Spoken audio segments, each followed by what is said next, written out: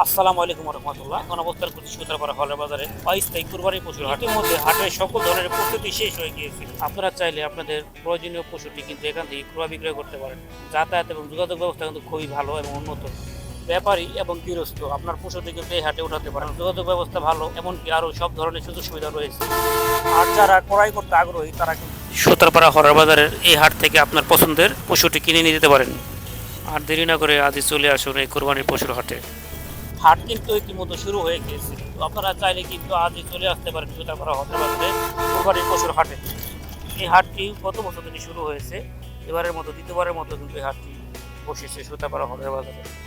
আমরা আশা করি কর্তৃপক্ষ সব ধরনের সুযোগ সুবিধা দিয়ে ক্রেতা বিক্রেতা উভয়কে স্বাচ্ছন্দ্য বোধ করাবে।